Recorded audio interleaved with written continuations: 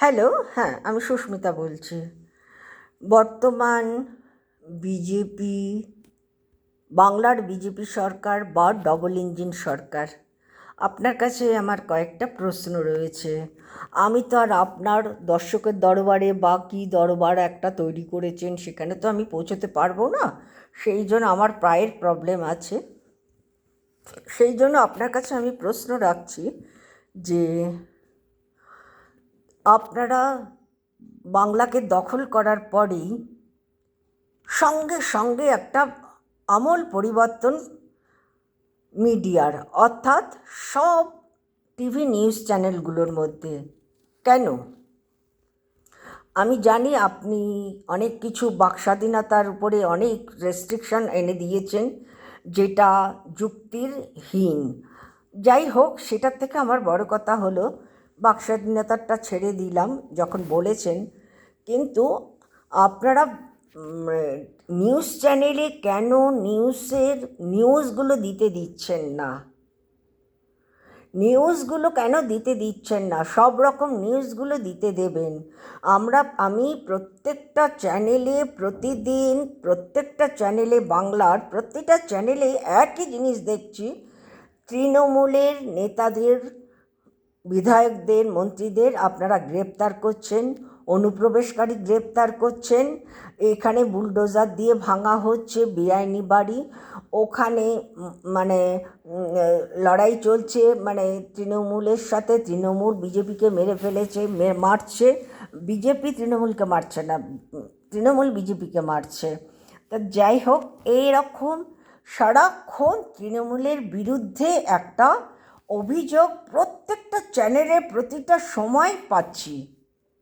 সেটাকে কি আমরা নিউজ চ্যানেল বলে মনে করতে পারবো, নাকি আপনার নিজস্ব চ্যানেল বলে সব চ্যানেলগুলোকে 12-14খানা নিউজ চ্যানেলকে নিউজ চ্যানেল না বলে, মানে শুভেন্দু অধিকারী চ্যানেল বলে গণ্য করব?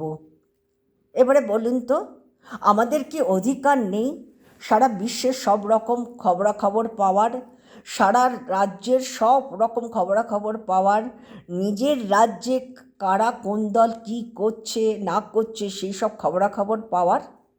আমাদের কি, জনগণের কি অধিকার নেই?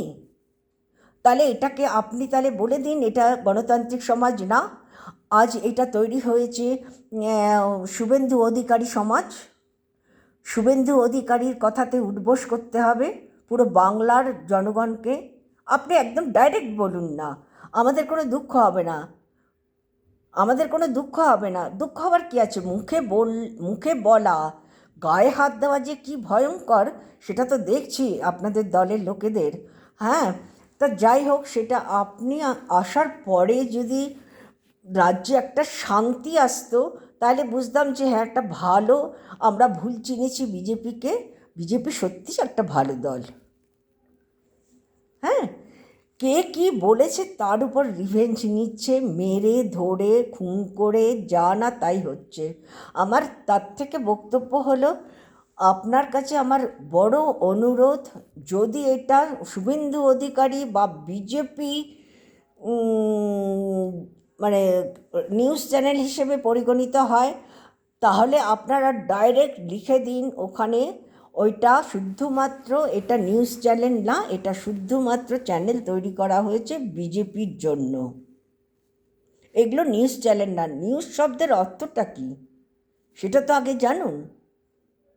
সারা বিশ্বের খবর আমাদের জানতে হবে, আমরা ঘরে বসে জানতে পারছি।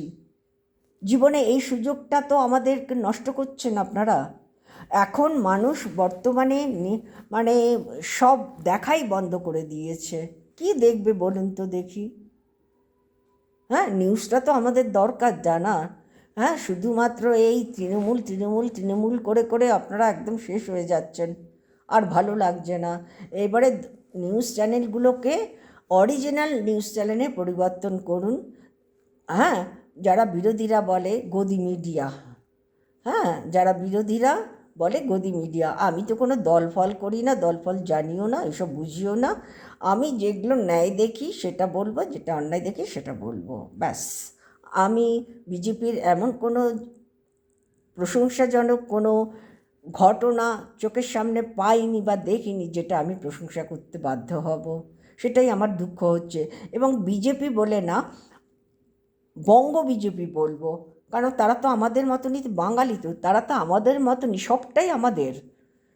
সেখানে আমার তো কষ্ট হবেই। আমি তো বাঙালি প্রেমী, আমি তো কোনো দল প্রেমী না।